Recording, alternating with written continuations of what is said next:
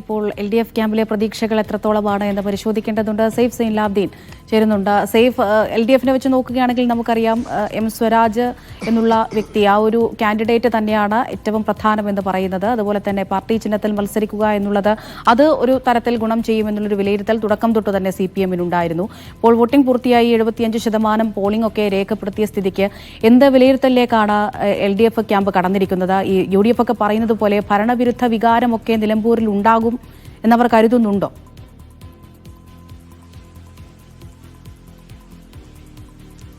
ഭരണവിരുദ്ധ വികാരമുണ്ട് എന്ന് CPM കരുതുന്നില്ല എന്നാണ് അമൃത. നമുക്ക് ഈ സംസ്ഥാന സെക്രട്ടേറിയറ്റ് യോഗം കഴിഞ്ഞിട്ടും നേതാക്കളോട് സംസാരിക്കുമ്പോൾ നമുക്ക് കാണാൻ കഴിയുന്നത്, നമ്മളോട് സംസാരിക്കുമ്പോഴും ഭരണവിരുദ്ധ വികാരം എന്ന വാചകം അത് ഇവിടെയുള്ള ജനങ്ങളോട് സംസാരിക്കുമ്പോൾ സാധാരണഗതിയിൽ നമ്മൾ കേട്ടിട്ടില്ല എന്നുള്ളതൊരു ഫാക്റ്റാണ്.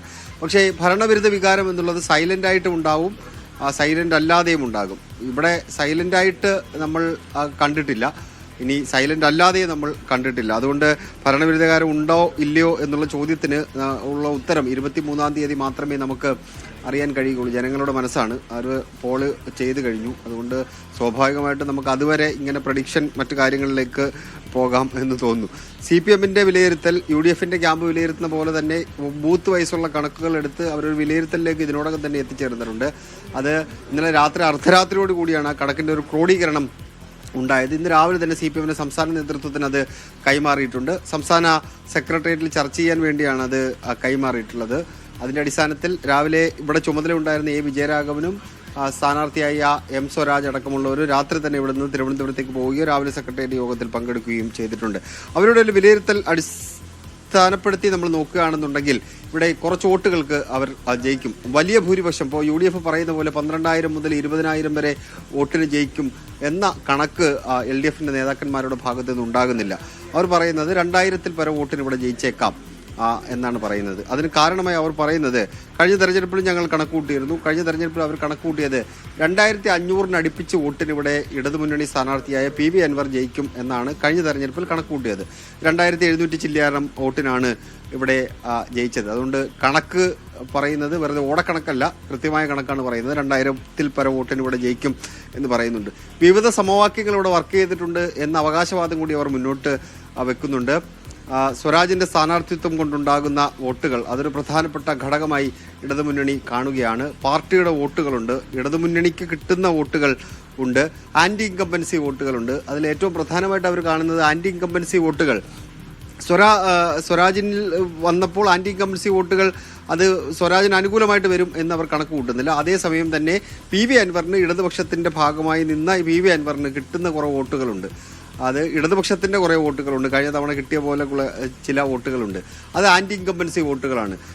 അൻവർ എന്ന സ്ഥാനാർത്ഥി ഇല്ലായിരുന്നെങ്കിൽ അത് UDF-ലേക്ക് പോകേണ്ട വോട്ടുകളായിരുന്നു. അത് പക്ഷേ അൻവർ ഉണ്ടായതുകൊണ്ട് PV അൻവറിലേക്ക് എത്തിച്ചേരുകയാണ്. അതുകൊണ്ട് ഞങ്ങൾക്കത് ഗുണകരമാണ് എന്നാണ് CPM-ന്റെ ഇവിടെ തെരഞ്ഞെടുപ്പിന്റെ ചുമതല ഉണ്ടായിരുന്ന നേതാക്കന്മാരെല്ലാം വിലയിരുത്തിയിരിക്കുന്നത്.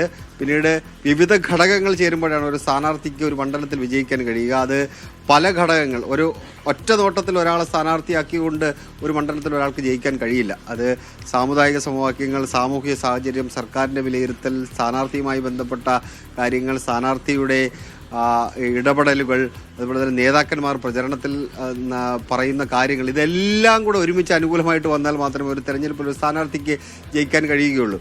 ഇടതുമുന്നണിയെ സംബന്ധിച്ച് നോക്കുകയാണെങ്കിൽ ഇങ്ങനൊരു ഫാക്ടർ, അനുകൂല ഫാക്ടർ ഉണ്ടായിരുന്നു. അതെല്ലാം കൂടെ മോൾഡ് ചെയ്തിട്ട് അനുകൂലമായ ഒരു ഘടകം ഉണ്ടാക്കിയെടുക്കാൻ വേണ്ടിയുള്ള നീക്കങ്ങൾ അവർ ചെയ്തിട്ടുണ്ട്. അത് എല്ലാം അനുകൂലമായിട്ട് തന്നെ വന്നിട്ടുണ്ട്. ഏറ്റവും ഒടുവിലത്തെ ദിവസം MV ഗോവിന്ദൻ പറഞ്ഞ ചില വാക്കുകൾ അത് അനുകൂലമാണോ പ്രതികൂലമാണോ എന്ന് 23-ാം തീയതി അറിയാം എന്നാണ് ഒരു നേതാവ് പറഞ്ഞത്. പക്ഷേ അത് അവർ പ്രതികൂലമായി ഇപ്പോഴും കാണുന്നില്ല. ചിലപ്പോൾ അത് അനുകൂലമായിട്ട് വന്നേക്കാം, ചില ഫാക്ടറുകൾ അനുകൂലമായി വന്നേക്കാം എന്നവർ കണക്ക് കൂട്ടുകയും ചെയ്യുന്നുണ്ട്. അങ്ങനെ മൊത്തത്തിൽ നോക്കുകയാണെന്നുണ്ടെങ്കിൽ അവർ പറയുന്നത് ഇവിടെ M സ്വരാജിന് ജയിക്കാനുള്ള സാഹചര്യങ്ങൾ ഉടലെടുത്തിട്ടുണ്ട്. M സ്വരാജ് ഇവിടെ കുറച്ച് വോട്ടിന്, ഒരു 2,000-ൽ പരം വോട്ടിന് ജയിക്കും. ഇവർ കണക്ക് കൂട്ടുന്ന ഈ 2,000 വോട്ടെന്ന് പറയുന്നത് സ്വരാജിന്റെ വ്യക്തിപ്രഭാവം കൊണ്ട്, അല്ലെങ്കിൽ സ്വരാജ് എന്ന വ്യക്തിയിൽ നിന്ന് കിട്ടേണ്ട, പാർട്ടിക്കൂട്ട ഇടതുമുന്നണിക്ക് കിട്ടേണ്ട വോട്ടുകളെ കുറിച്ച് അവർ കണക്ക് കൂട്ടിയിട്ടില്ല.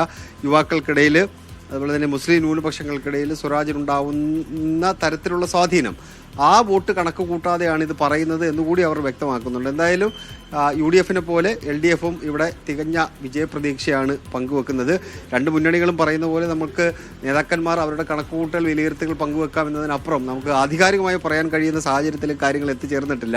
അമൃത, 23-ാം തീയതി എന്തായാലും ഒരു 11 മണി കഴിയുമ്പോഴത്തേക്ക് നമുക്കറിയാം എങ്ങോട്ടാണ് പോകുന്നതെന്ന്.